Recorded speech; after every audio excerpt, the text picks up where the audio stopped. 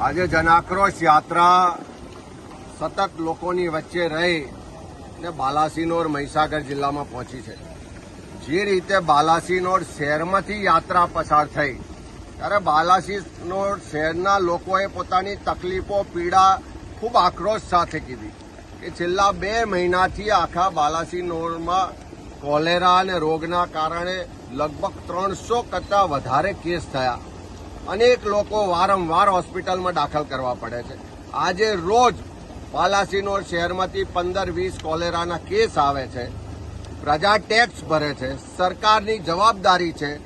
નગરપાલિકામાં ભાજપના સત્તાધીશો હોય, ચીફ ઓફિસર હોય, કાયદામાં જોગવાઈ છે કે જો એ લોકોને સ્વાસ્થ્ય ના પૂરું પાડી શકે, શુદ્ધ પીવાનું પાણી પૂરું ના પાડી શકે, રોગચાળાથી બચાવી ના શકાય તેવા તમામ લોકો સામે કાયદેસર કાર્યવાહી થવી જોઈએ।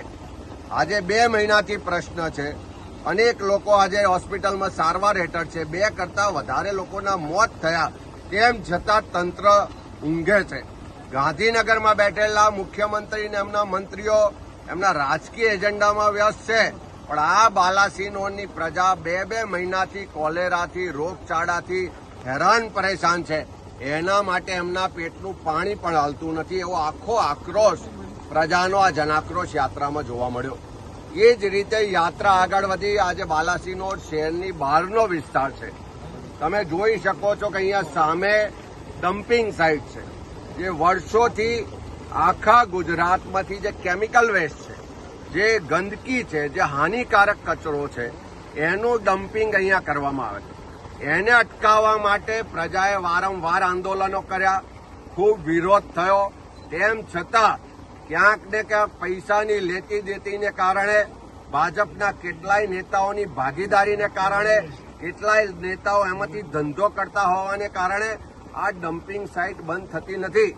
અને એનું નુકસાન જો કે આ ખેડૂતના ખેતરમાં અહીંયા અમે છીએ કે અહીંયા જમીનના પાણી ખરાબ થઈ ગયા, ખેતરમાં જે બોર છે એમાંથી લાલ પાણી આવે છે।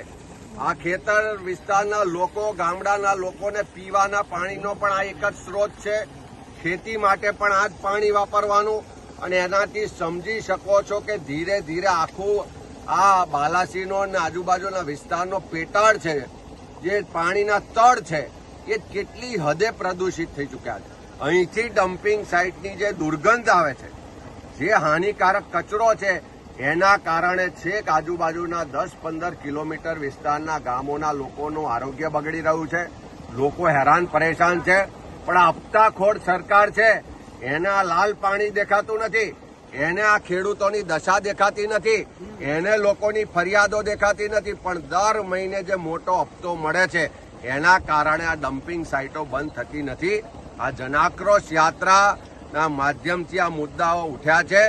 આવનારા દિવસોમાં આ લોકોના મુદ્દાને લઈ અને સડકથી લઈને સંસદમાં પણ લડીશું, લોકોને લઈને રસ્તા પર પણ ઉતરીશું ને વિધાનસભાના સત્રમાં સરકાર પાસે પણ જવાબ માગીશું કે આ લાલ પાણી થાય છે, તમારે જે ડમ્પિંગ સાઇટ છે, તમારો વિકાસ છે, આ સ્થાનિકોના ભોગે થઈ રહ્યો છે। તમે જે હપ્તા લો છો, પણ એની પાછળ આ લોકોનું જીવન બરબાદ થઈ રહ્યું છે।